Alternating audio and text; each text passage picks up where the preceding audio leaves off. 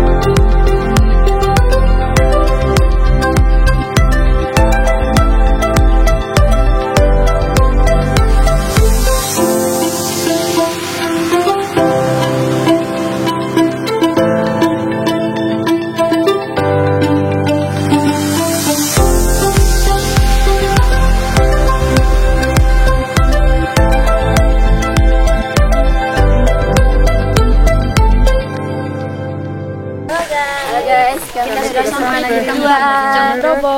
Ikuti P5 keseruannya. Kelas 10G. 10G semuanya. Semangat.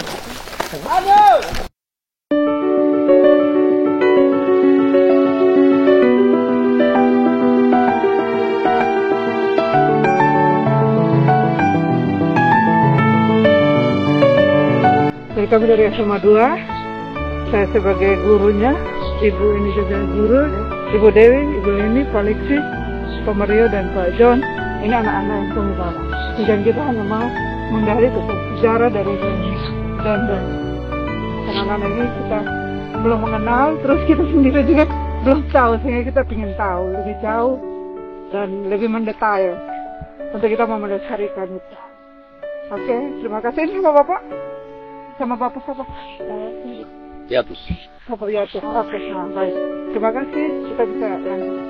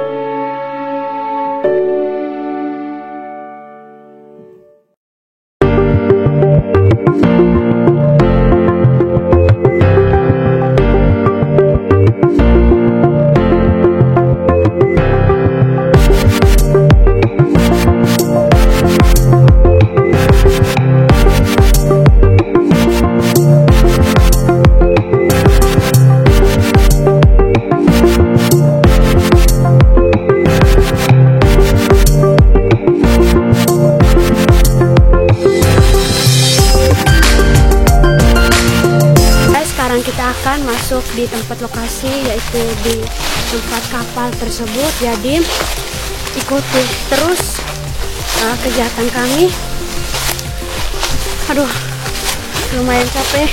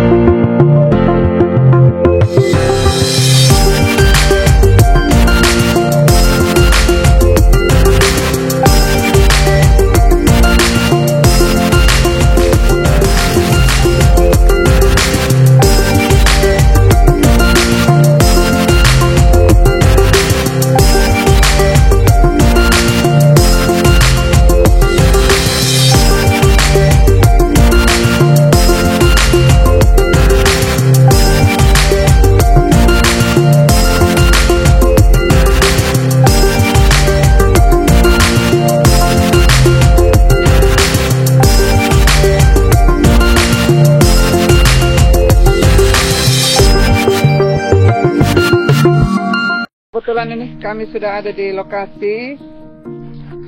Ini ada anak-anak sekolah. Nah, selamat siang Bapak. Yang saya tahu. Ini ada dengan beberapa teman guru. Ya, jadi mungkin ada mau cerita dan mau bertanya sedikit tentang sejarah dari John Dobo. Anak-anak mau bertanya sedikit, mungkin Bapak bisa punya waktu untuk kita wawancara dengan Bapak. Oh iya ya. Oke, baik Bapak. Perkenalkan dulu. Halo, selamat siang Bapak. Selamat siang Pak. Siang kami dari siswa SMA Negeri 2 Maumere melakukan kegiatan penguatan proyek profil pelajar Pancasila atau biasa disebut P5. Jadi dari proyek profil pelajar Pancasila ini kami yaitu tema tentang kearifan lokal. Jadi dari tema kearifan lokal ini kami mau menelusuri tentang sejarah Jongdobo. Baik ya. Dan mungkin Bapak bisa menceritakan sedikit tentang sejarah Jongdobo ini. Oh iya ya. Oh ya, sebelumnya saya boleh tanya Bapak nama siapa? Dengan Bapak siapa ini? Dengan Bapak Servius. Oh, Bapak Servius. Dengan Bapak Servius. Oh, ya. Salam kenal Bapak. Dengan Bapak Servius. Oke. Bapak, Adik kelas berapa? kami 10. Kami kelas 10. Ya. Kami kelas 10. Mbak kelas 1. Bisa langsung cerita atau bagaimana? Boleh Bapak? Boleh, Bapak. Boleh. Silakan. Bisa lihat jelas kan? Bisa. Jelas. Oh ya. Baik, selamat sore. Sore. Selamat datang. Pertama-tama saya ucapkan banyak terima kasih atas kehadiran adik-adik bersama Bapak Ibu Guru tempat ini.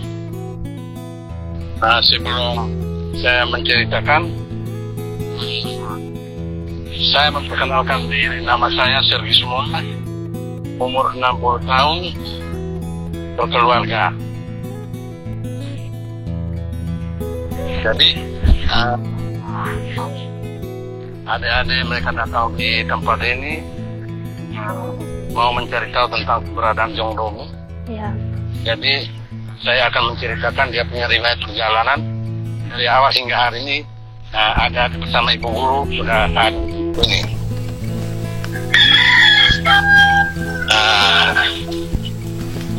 Kapal ini menurut cerita nenek moyang bahwa dulu itu adalah sebuah kapal, yaitu kapal besar, kapal penumpang. Menurut cerita bahwa kapal ini pertama datangnya dari India belakang itu di Benggala. Jadi sebelum perjalanan dimulai, mereka yang ada dalam kapal ini membuat suatu kesepakatan bersama, yaitu membuat suatu aturan tentang hukum adat, hukum alam, hukum Tuhan. Ketika dalam perjalanan mereka melanggar beberapa hukum yang sudah disepakati bersama dari awal itu, maka akan dikutuk dan berubah seperti yang kita lihat saat ini.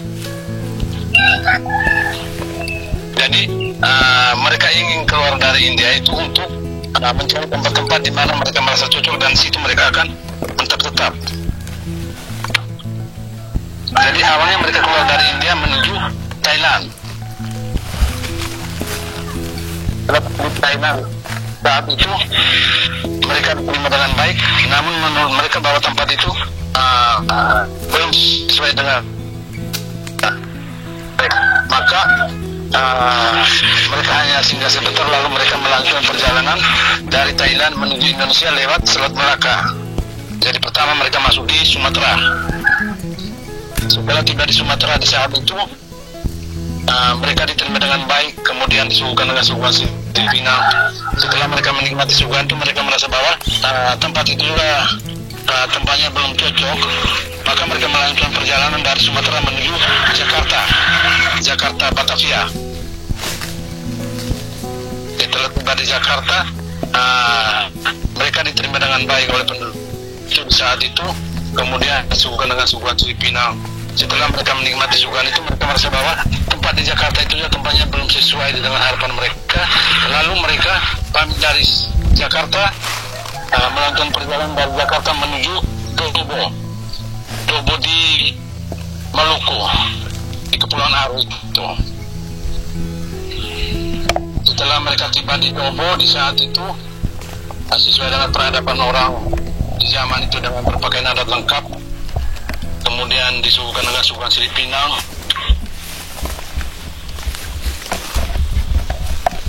Juga belum sesuai dengan harapan mereka, maka mereka hanya singgah sebentar, kemudian mereka melanjutkan perjalanan dari Dobo menuju Jawa. Setelah tiba di Jawa di saat itu, mereka singgah sebentar, kemudian mereka melanjutkan perjalanan dari Jawa menuju Bima, Lombok. Setelah tiba di Bima di saat itu, kebetulan ada gunung meletus, sehingga mereka untuk meluluhkan diri dari bahaya itu, mereka melanjutkan perjalanan dari Bima menuju Labuan Bajo. Dari Bima menuju ke Labuan Bajo. Setelah tiba di Labuan Bajo di saat itu, yang mereka ketemukan di sekitar situ hanya hutan belukar dengan binatang liar saja. Lalu mereka sepakat untuk melanjutkan perjalanan dari Labuan Bajo menuju Ngada. Setelah tiba di Ngada, mereka sempat singgah di satu tempat namanya Kulidobo. Mereka sempat singgah dan diterima dengan baik. Namun juga lalu mereka pamit dari Kulidobo, berlayar menuju Ende Sogel. Setelah tiba di Ende, mereka diterima dengan baik dengan satu pepatah adat dalam bahasa adat, Soge atanumba Soge Zong Gelang Rita, Soge Zong Gelang Rita beliuran noradara. Artinya dalam perjalanan mereka itu antara panas dengan hujan itu seimbang. Ketika dalam perjalanan mereka mengalami panas berkepanjangan, maka dibuat suatu upacara adat minta hujan akan turun. Dan sampai dengan saat ini kita di sini di Kampung Dobo ini juga sering melakukan hal-hal seperti itu sampai dengan saat ini. Jadi di Hindu itu memang mereka diterima dengan baik. Kemudian disuguhkan dengan suguhan sirip pinang. Setelah mereka menikmati suguhan itu, mereka merasa bahwa tempat di Ende Sogel itu juga tempatnya belum sesuai, maka mereka melanjutkan perjalanan dari Ende menuju Paga. Setelah tiba di Paga, mereka turun ke Lekebai. Kemudian dari Lekebai mereka terus ke Dobo Nuapu, sehingga di sana itu ada nama desa Dobo itu. Kemudian dari situ mereka melanjutkan perjalanan menuju Dobonalolo. Dobonalolo itu ada satu tempat yang dipagari keliling, itu ada satu tempat wisata juga. Itu tempatnya Bapak Marung, Bapak Praseda. Itu namanya Dobonalolo. Mereka sempat singgah juga, namun tempat itu juga tempatnya belum sesuai dengan harapan mereka.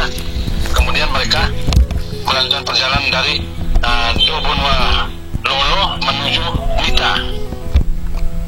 Setelah tiba di Nita di saat itu, memang diterima dengan baik. Namun menurut mereka bahwa tempat itu juga belum sesuai dengan harapan mereka. Kemudian mereka melanjutkan perjalanan dari Nita menuju Alok. Jadi dulu itu orang bilang Alok, bukan Bang Mere. Sampai di Alok, mereka sempat singgah di pelabuhan Sadangbui. Mereka sempat singgah di pelabuhan Sadangbui di saat itu. Kemudian mereka diterima dengan baik sesuai dengan peradaban nenek moyang di zaman itu. Kemudian suguhan sirip pinang. Setelah mereka menikmati suguhan itu, mereka merasa bahwa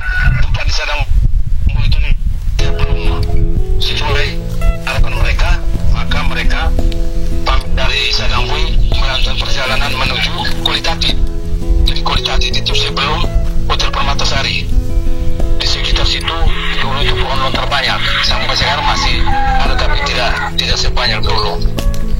Dengan rumput yang melata itu kalau kita di sini bilang koloroti itu. Tahu? Iya. Belum tahu Bapak. Oh, ya. Kemudian dari situ mereka melanjutkan perjalanan dari Kualitatif menuju Bola Wolon. Sampai di Bola Wolon itu mereka sempat singgah di satu tempat namanya Nubananga. Jadi Nubananga itu kalau dalam bahasa adatnya orang bilang tempat Piren Nanga Gelara. Artinya tempat-tempat itu tidak boleh disinggahi sembarang, tidak boleh lewat di tempat itu tempat sakral dan tidak boleh langgar. Yang di sebelah gereja itu yang sekarang sudah dibuat dengan gua itu biasanya setiap tahun itu orang buat upacara adat ketika dalam perjalanan setahun itu panas berkepanjangan, orang biasa di kampung Habigeten Nataloa itu mereka buat seremonial adatnya di tempat itu untuk minta hujan. Jadi mereka bawa itu seremonial adatnya untuk itu dari kampung berarah ke kampung menuju ke tempat itu untuk buat upacara adat. Itu sampai saat ini mereka masih lakukan juga. Kemudian dari situ mereka melanjutkan perjalanan dari Nubananga menuju Waipare. Sampai di Waipare mereka sempat singgah di saat itu. Kemudian mereka sempat lepaskan jangkar, dan jangkar itu ada dalam bentuk batu, dan batu itu sampai saat ini ada di tengah laut. Kalau orang di sekitar Waipare itu mereka bilang batu blow, artinya batu itu besar, tinggi, panjang, sehingga ketika patah naik batu itu selalu muncul dari permukaan air. Batunya besar, tinggi, dan itu orang bilang itu batu berkilau, selalu muncul di atas permukaan. Yang biasa menjual itu. Jadi di situ namanya Desa Watu Milong itu bukan hanya asal nama saja, tapi itu karena ada itu jangkar kapal, ada sejarahnya. Jadi sampai saat ini masih ada juga batu itu. Kemudian dari situ mereka lepaskan jangkar, kemudian mereka melakukan perjalanan dari Waipare menuju Igetegera. Kemudian dari Igetegera mereka naik ke Idi. Setelah tiba di Idi mereka turun terus ke Ketan Tadagahar. Nah, sampai di situ mereka sempat singgah dan diterima dengan baik oleh seorang bapak namanya Mat Kedong Leder. Di situ Mat Kedong Leder memberikan mereka suguhan sirih pinang. Setelah mereka menikmati suguhan itu, mereka merasa bahwa pemberian Mat Kedong Leder ini tidak sesuai dengan harapan mereka. Maka mereka hanya singgah sebentar, kemudian mereka dari situ melanjutkan perjalanan dari Ketan Tadagahar menuju Wolonggele. Yang di Wolonggele itu ada satu bukit yang seluas lokasi di Tujong Dobo itu. Jadi Wolonggele itu juga bekas perjalanan kapal itu, dan bukit itu terputus bagi dua, dan di tengahnya orang untuk lewat jalan setapak sampai dengan saat ini.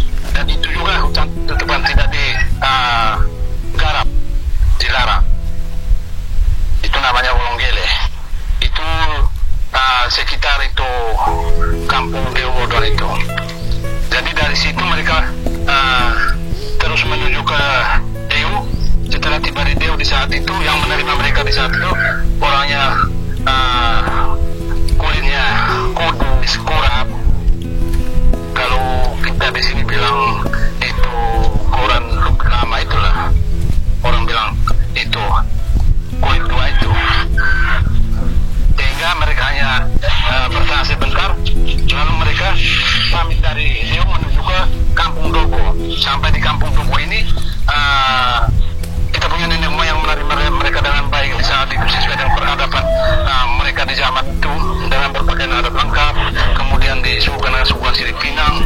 Setelah mereka menikmati suguhan itu, mereka merasa bahwa tempat di Kampung Dobo ini sudah sesuai dengan harapan mereka dari awal. Maka sampai di Kampung Dobo ini, perubahan kapal yang besar menjadi kecil itu di Kampung Dobo ini, dan mereka tidak bisa melanjutkan perjalanan ke tempat lain, tetap berada di sini. Kemudian kita punya nenek moyang meletakkan kapal itu dari awal hingga saat ini di atas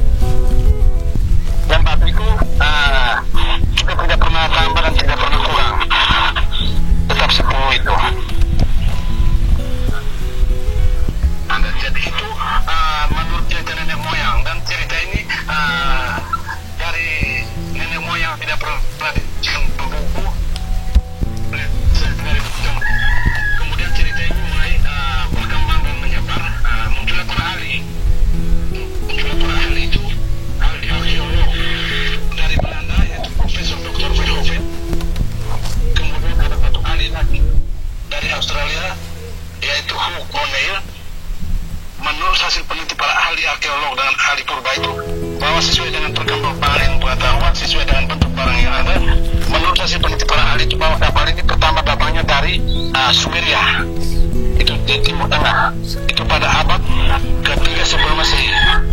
Jadi itu mereka sudah menjelajahi dunia. Jadi dia punya riwayat perjalanan ceritanya seperti itu, dan kapal ini sampai dengan saat ini kita tidak bisa pindahkan ke tempat lain. Ketika dipindahkan akan badai, hujan angin. Dan kapal ini diwariskan ke dalam kita punya wilayah, dalam satu lepo itu lepo Tanah Puan untuk melanjutkan perawatannya. Tidak ada lepo lain yang mengatur. Yang mengatur barang itu adalah lepo Tanah Puan itu dalam wilayah Kampung Dobo itu. Jadi kita di Kampung Dobo itu ada 7 lepo itu, dan dipercayakan lepo Tanah Puan itu untuk mengatur dan merawat itu.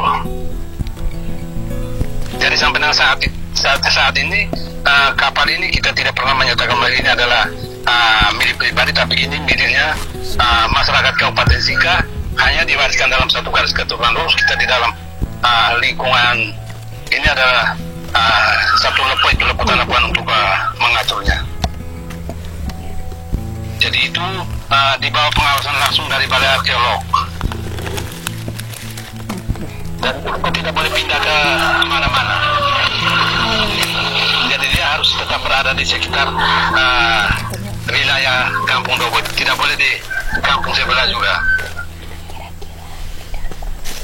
Di Kampung Dobo di RT 01 itu. Oke, terima kasih Bapak atas ceritanya. Kami boleh bertanya lagi, kira-kira di dalam kapal itu ada berapa banyak orangnya? Ada berapa orang?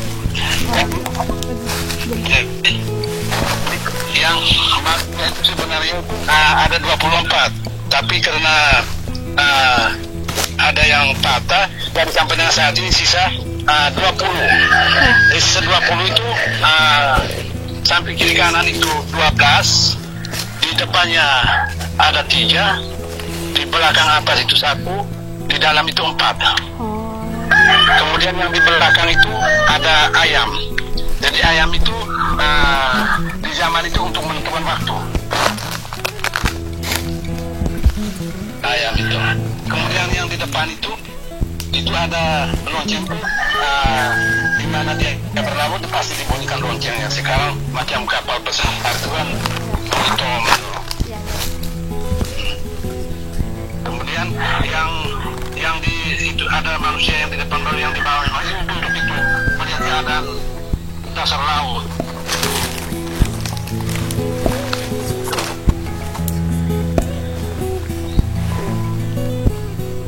Ada lagi makan. Terima kasih Bapak. Habis yang Iya.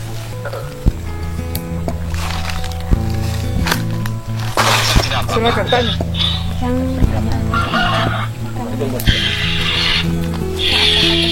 sudah kayak tentang apa kira-kira dari arti dari 10 batu ini, apakah ada maknanya mungkin? Oh ya, baiklah. Jadi 10 buah batu yang ada itu sesuai dengan kepercayaan kita punya nenek moyang dulu. Dulu itu kan kebiasaan kita punya nenek moyang sebelum adanya itu kapal datang itu kan kita punya nenek moyang, biasanya kepercayaan mereka itu di batu-batu besar, di pohon-pohon besar. Dengan kehadiran itu kapal itu, maka kapal itu mereka bawa di tempat itu, dan dengan 10 batu yang ada itu untuk meletakkan kapal itu, tapi maknanya itu ada itu untuk apa, 10 perintah Allah itu sesuai dengan kepercayaan kita punya nenek moyang di zaman itu, 10 perintah Allah. Dan itu kita tidak dia pernah menguras batu itu tetap seperti itu. Ada lagi Bapak? Ada pertanyaan?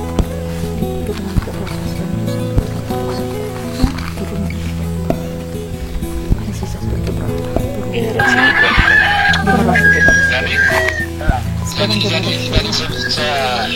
sebelum ada tanya saya sampaikan memang kalau memang setelah kembali dari lokasi itu tugas yang diberikan itu kalau memang saat tulis masih ada kendala boleh telepon dan bertanya. Oke, terima kasih. Bagus Bapak, terima kasih. Generasi Jam keberapa? berapa saya siap kalau mau telepon tanya bisa ya. Sudah masuk generasi keberapa? Mau siang mau malam jam berapa bisa. Generasi keberapa? Yang menjaga sudah berapa Oh ya, generasi? Bapak yang kapal ini yang menjaga tuh sudah berapa generasi? Kalau yang menjaga kapal itu yang kita tahu sampai dengan saat itu saya itu sudah generasi ke-7. Sampai sekarang ini sudah generasi ke-7. Generasi ketujuh. Generasi ke-7. Oh, berarti Bapak sudah di generasi yang ke-7. Kalau anak, Ketujuh, ya. kalau anak berarti Dan sudah lama. generasi ke-7 itu saya sudah 23 tahun itu belajar itu perawatan itu. Tanya lagi. Mungkin ada yang bertanya? Yang tadi Tanya lagi. kapal ini kan biasanya berlayar di daerah lautan. Sekarang di darat. Apa dia bisa ada di Bisa ada di darat. Gimana Ada di ceritanya? Oh ya Bapak, ya, kan kapal itu biasa kan berlayarnya di lautan, biasanya di lautan. Ya. Tapi kenapa kapal ini bisa terdampar di gunung, berada di gunung? Tidak ada di gunung. Jadi kapal ini kalau kita pikir secara akal sehat pasti tidak masuk akal. Ya. Jadi di zaman itu dengan keadaan seperti itu mereka itu bisa jadi di laut, di darat bisa. Dan kemungkinan besar di zaman itu masih lautan. Karena di zaman ketika sebelum masih itu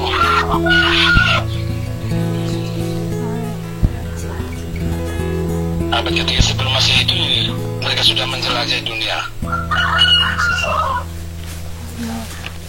Oh, kapal dasar dari Jadi dulu kapalnya besar.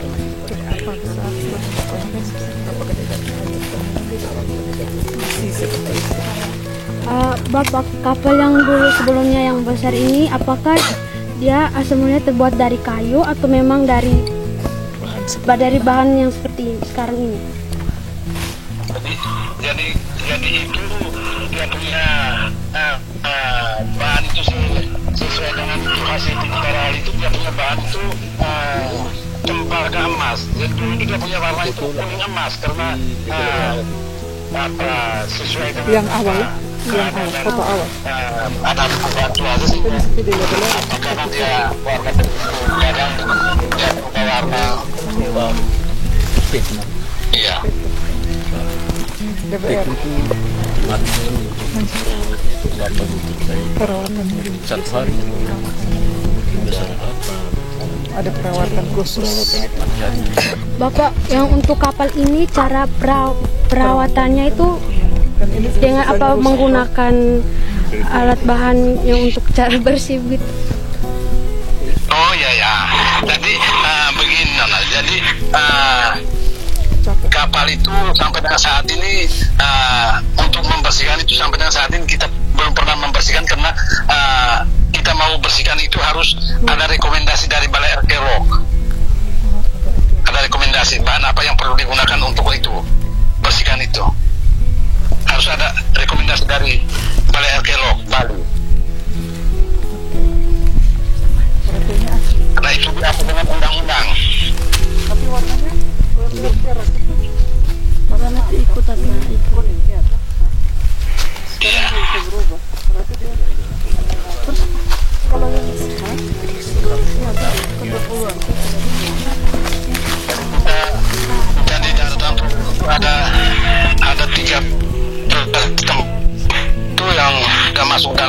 cagar budaya itu di bawah pengawasan langsung dari Balai Arkeolog, mulai dari Badan Tugas sampai dengan Pakuan Bajo.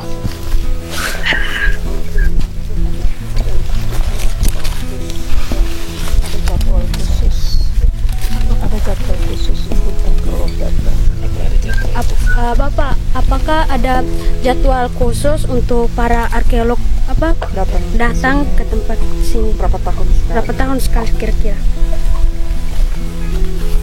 Itu Sudah berapa kali? kalau pengunjung dari Balai Arkeolog itu biasanya setiap tahun itu mereka turun ke lokasi untuk itu survei lokasi dengan melihat barang.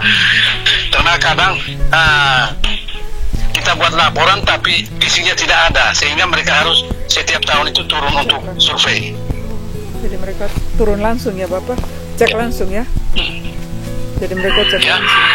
Mereka cek langsung ya? Dari arkeolog cek langsung? Ya. Oh iya. Ya, dari arkeolog itu mereka turun langsung. Jadi sekarang kita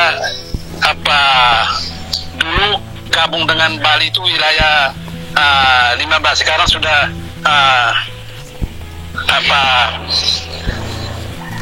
sudah diperbarui itu, maka NTT sudah masuk dalam wilayah 16. Jadi sekarang kita punya itu daerah untuk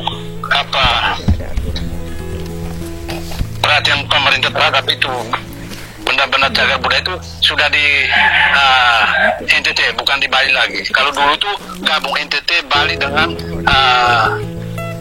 NTB. Dan sekarang kita di NTT saja untuk itu benda cagar budaya dari Daratan Forest itu sampai dengan timur itu semua kantornya sudah di Kupang. Oh ya. Ya. Bapak, apakah ada gambar aslinya? Gambar asli dari kapal ini? Awalnya kan bilang emas. Awalnya kan bilang warna emas. Itu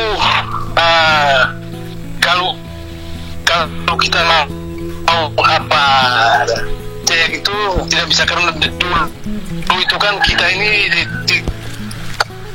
alat canggih seperti sekarang, tapi macam orang-orang barat dulu itu kan punya alat itu. Jadi memang dulu itu dia punya warna itu kuning emas.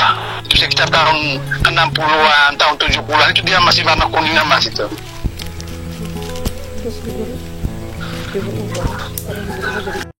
Jadi kita memang tidak bisa simpan itu, karena kita alat canggih itu baru sekarang.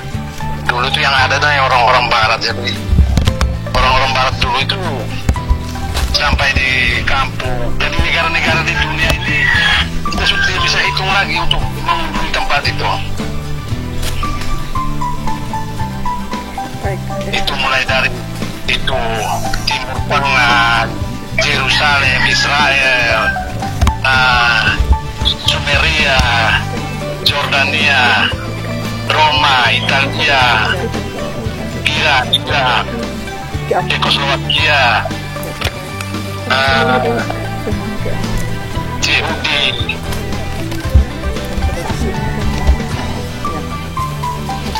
Amerika, Jordania, Irlandia, Kuba, Venezuela, ini Inggris, Spanyol, Paris. Oke Bapak. Ya, Bapak ada yang mau tanya lagi? Silakan. Ayo. Bapak, tanya boleh. Keamanannya. Bagaimana dengan keamanan saat malam hari? Apakah ada setiap orang Harus jaga kasih pindah setiap dan malam hari atau dipindah ke rumah begitu? Tidak, itu jadi kalau untuk keamanan itu memang dijamin, karena yang jaga di lokasi di tempat itu bukan kita yang hidupin sendiri jaga, tapi itu termasuk arwah nenek moyang ikut menjaganya. Jadi itu kita tidak pernah bawa ke rumah itu. dia tetap berada di sekitar itu saja. Dan tidak ada yang bilang mereka mau siap curi itu tidak ada sampai saat ini. Kalau memang bilang curi itu dia omong kosong, tidak ada orang curi. Karena nanti mereka datang barangnya tidak ada. Mereka datang cari barangnya tidak ada. Iya. Jadi itu kita tidak pernah bawa ke rumah itu. Pasti ada kerjasama. Ada patung Bapak, apakah selama ini selama menjaga kapal ini, apakah ada kejadian-kejadian aneh atau kejadian gaib begitu? Oh iya. Jadi selama ini yang kita jaga itu banyak hal-hal yang kita alami itu banyak, dan macam ada itu yang kita alami, macam ada tamu, bukan semua tamu datang kita kasih tunjuk untuk lihat. Jadi itu ada tamu-tamu tertentu kita tidak kasih lihat juga. Walaupun mereka ingin mau lihat dan mereka sudah sampai di lokasi juga, banyak pernah saya tidak kasih juga. Oh ya, itu kenapa Bapak? Jadi mereka itu datang ke tempat itu bukan tujuan hanya untuk mau melihat atau kalau hanya mau mencari tahu tentang dia punya sejarah, tapi itu mereka itu punya kemampuan lain dan mereka punya tujuan lain untuk itu membuat sesuatu, sehingga sebelum mereka datang kita sudah tahu bahwa tujuan mereka itu tidak seperti yang mereka inginkan, tapi yang kita tahu itu bahwa mereka ini punya tujuan lain. Kita tahu. Jadi sebelum mereka datang kita sudah tahu bahwa mereka ini tujuannya ini sudah semua. Begitu.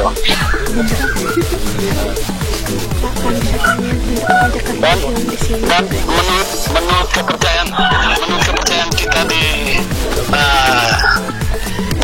tempat itu barang ini mendatangkan hujan dan panas. Itu. Oh ya. Bapak ini saya punya teman mau tanya, silakan. Bapak saya mau bertanya. Kami pernah mendengar ada orang yang cerita tentang ada 12 orang dari Jakarta, mereka datang ke sini mau datang lihat Jong Dobo tapi mereka hilang sampai sekarang. Itu kenapa? Apakah itu benar ceritanya? Benar ceritanya atau tidak? Atau hanya untuk mitos?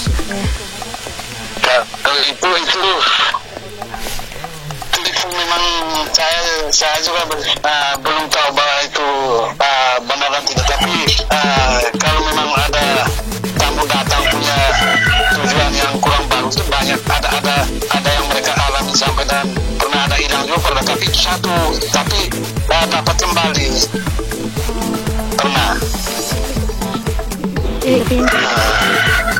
Apa orang yang hilang sudah dapat kembali itu dalam keadaan hidup atau sudah dalam keadaan sakit, hidup tapi sakit. Lagi ingatan begitu. Iya. Itu Pernah ada ya? Pernah. Oh iya. Ya, itu pernah ada. Oke, Bapak. Jadi itu mungkin cerita-cerita itulah yang membuat ada sebagian anak yang takut mau datang. Jadi saya bilang kan tujuan Bapak di sini kan untuk melestarikan, untuk mempromosi, kan begitu toh? Tapi itu begini, karena itu mereka itu kan sampai dan seperti itu karena mereka itu hanya ingin mau mencoba sesuatu. Iya, mencoba, betul. Ada di lingkungan karena mereka punya kemampuan, sehingga jadinya begitu. Iya, betul. Kalau ada ilmu kan pasti beda lagi. Iya, toh Bapak? Iya. Kalau datang bersih kan tetap bersih, toh pulang juga bersih, kan begitu saja. Betul. Di situ memang pernah ada satu cewek orang Larantuka, mahasiswa UNIPA, pernah kami masuk sampai di dalam itu belum lihat barang juga. dia langsung pingsan di tempat itu. Sekarang ibu mereka Berdiri. Oh iya. pingsan. Begitu kami juga berdiri dekat-dekat, saya tangkap, habis saya suruh temannya pegang, kemudian itu saya pegang tangannya, saya bilang dapat lihat apa, dia bilang saya lihat ini air ini masuk sampai di leher. Dia sampai di leher, sehingga itu dia pingsan itu. Jadi dia bilang dia masuk dari depan itu sepertinya dia masuk di air, Di laut. dia masuk laut. Jadi juga dia masuk saja sampai di dalam itu, dia bilang air sudah sampai di leher. Sampai di leher, iya. Akhirnya dia jatuh. Oke. Itu yang kita alami nyata begitu. Habis itu pernah ada kiai pernah minta mau lihat, itu juga tidak kasih juga. Tidak bisa. Orang Bandung. Oh, tidak bisa. Kiai. Oke. Pokoknya kalau ada niat-niat nanti beda lagi ya. Nah itu memang ada niat yang lain tuh. Jadi di wilayah Kabupaten Sika itu dia jalan semua tempat orang bilang sakral, dia jalan masuk semua. Terakhir dia mau ke situ, kami tidak ketemunya di Laipari. Jadi dia sampai di lokasi itu, dia mau minta lihat, dia bilang tidak bisa. Akhirnya dia pulang. Setelah dia pulang Bandung, selang seminggu dia meninggal. Itu pernah. Oh, jadi berarti yang punya niat-niat yang ini pasti beda ya, tidak bisa melihat. Iya ibu. Iya. Jadi kalau macam ibu mereka dan bawa dan anak-anak itu tahu. Itu hanya mau mencari tahu tentang keberadaan kita punya barang, kemudian mereka bisa untuk mempromosikan, tidak apa-apa bisa. Iya. Untuk mempromosikan keluar boleh. Iya. Oke. Tapi kalau ada yang minta, yang sementara kita sudah wawancara ini baru ada yang minta tulis, tidak usah kasih tahu. Iya. Tidak usah kasih dia itu. Karena kadang mereka ambil habis. Begini. Seolah-olah mereka yang iya, seolah-olah mereka ketemu langsung dengan narasumber, padahal mereka hanya ambil duplikatnya saja. Iya toh? Iya betul. Iya. Kan beda toh yang narasumber langsung dengan duplikat. Iya toh? Nah, itu makanya kita butuh itu. Supaya biar narasumbernya yang langsung, kalau kita dengar dari, kan kalau dari cerita-cerita sudah ada, karena saya juga pernah baca yang dari dinas sosial punya, kan sudah ada yang tulis tentang semua itu toh, sehingga kita bilang kita butuh yang narasumbernya sehingga lebih pas. Iya ibu. Makanya kita bawa anak, karena kalau anak hanya membaca tanpa ada narasumber itu kan belum lengkap. Tetapi dengan membaca dan menambah narasumber, maka itu lengkap sudah. Tinggal mereka hanya menulis berdasarkan narasumber dengan narasumber bukunya itu. Iya ibu ya. Oke. Kadang ada yang tulis itu, ada buku yang beredar masuk di itu apa di toko yang di samping rumah sakit itu. Mereka ada taruh di situ. Ada yang tidak pernah ketemu kita, tapi ada muat itu baru untuk itu edar ke sekolah-sekolah. Seolah-olah bilang sudah ketemu. Iya betul ibu. Berarti abis itu nanti kita foto sama Bapak nih, supaya biar kita lampirkan di kita punya hasil, ya toh, hasil wawancara dengan muka Bapak sebagai narasumber, ya toh? Ya, boleh. Oke, masih ada pertanyaan lagi? Cukup Bapak? Mungkin ada nasihat atau petua yang harus kita bawa Bapak sebagai pegangan anak-anak? Baik ibu. Jadi terima kasih atas kesempatan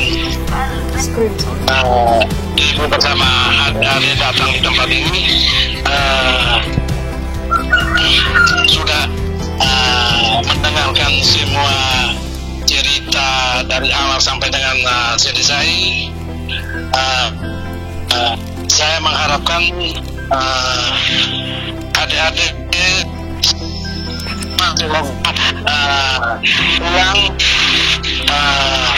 punya niat yang baik, punya hati, karena yang kita ngomong ini bukan saat ini, bukan kita sendiri, tapi itu kita bersama leluhur nenek moyang bersama di tempat itu. Maka saya mengharapkan setelah adik-adik mereka pulang, kalau memang ada sesuatu yang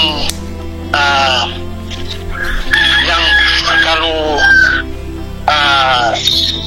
lihat sesuatu yang di tempat itu dan kembali ke rumah dalam tidur mimpi lihat sesuatu itu tidak apa-apa, itu baik. Itu mereka itu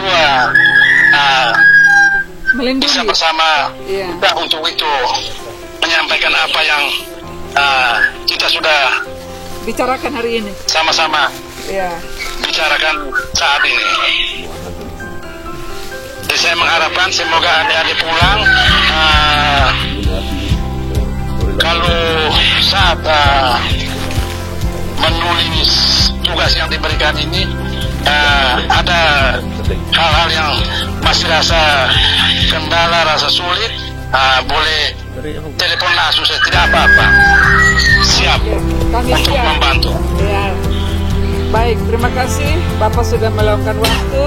Kami sudah menyita begitu banyak waktu Bapak untuk anak-anak kami, dan kami sangat berterima kasih kesediaan Bapak untuk menjelaskan mendetail tentang sejarah ini. Jadi selama ini kita hanya mendengar, bahkan anak-anak waktu mereka kita ngomong tentang John Dovo, mereka kaget. Oh, padahal ada ya. Jadi saya bilang jangan kita hanya mendengar, tetapi kita turun langsung supaya lihat langsung. Jadi kita sangat berterima kasih. Kita punya kesempatan untuk bisa bertemu dengan Bapak dan datang ke lokasi langsung. Semoga apa yang anak-anak dengar hari ini menjadi satu warisan untuk mereka bisa melestarikan dan meneruskan budaya, kearifan budaya yang ada. Ini cerita yang ada di sini untuk bisa disebarluaskan sehingga kita saling menghargai budaya yang ada dalam lingkungan kita atau kabupaten tercinta ini. Semoga Bapak tetap sehat, semua keluarga diberkati dengan kesehatan, dan semua pekerjaan diberkati dan sukses selalu. Salam untuk keluarga Bapak di sana, dan kami juga berterima kasih dengan keluarga di sini sudah bisa menerima kami dengan baik. Terima kasih Bapak. Nanti kita akan ganggu lagi kalau misalnya anak-anak mengalami kesulitan. Ya Bapak, tidak apa-apa ya? Oke. Terima kasih. Oke. Harusnya Bapak meneruskan itu, lanjut di adik-adik dong ini. Sebab kalau Bapak ini sibuk kan bisa diteruskan oleh Bapak siapa? Bapak Datus. Ya. Oke, baik sudah Bapak, nanti kita bisa foto sama-sama ya, Mas, dengan ini Mas. Kita berdiri. Oke, berdiri sudah. Kita sama-sama. Bu Dewi, Mas juga kita sama-sama. Bisa ya kita pegang dengan ini ya. Satu orang. Oke, minta biar Bapak ya.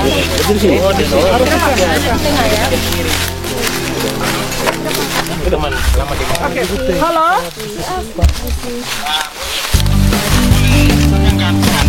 Oke, boleh pegang gantian. Ya, oke. Semua punya hari.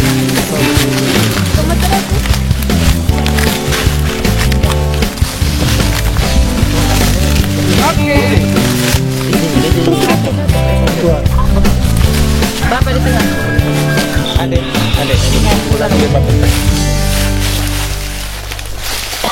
Oke, dengan Bapak satu kali.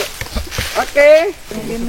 Kita telah selesai wawancara dengan Bapak Sergius. Sekarang kita mau pulang, jadi ikuti terus perjalanannya.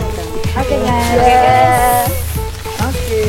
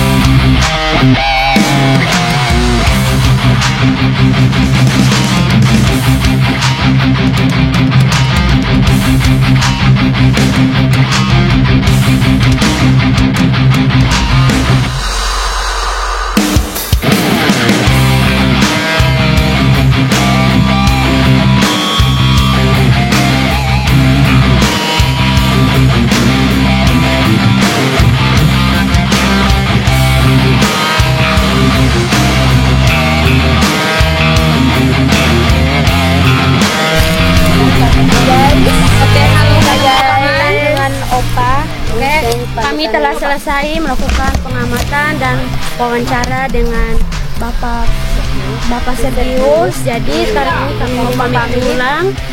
Ya, kami mengucapkan terima kasih banyak Bapak telah menerima kami dan mau kalau izin kami untuk bertanya, untuk berbicara, habis sampai bisa pegang foto bersama, habis pilih biji kenari, habis bibitan pisang ibas. Itu sebuah pengalaman dan kenangan yang sangat indah dan momentum yang sangat indah bagi kami. Dan semoga Bapak juga tetap sehat dengan keluarga. Mungkin itu saja dari kami. Sekian dari kami dari 10G bersama Bunda Leni. Kami ucapkan terima kasih dan semua tim 10G. Oke. Bye. Tuhan berkati, sehat selalu. Terima kasih Pak.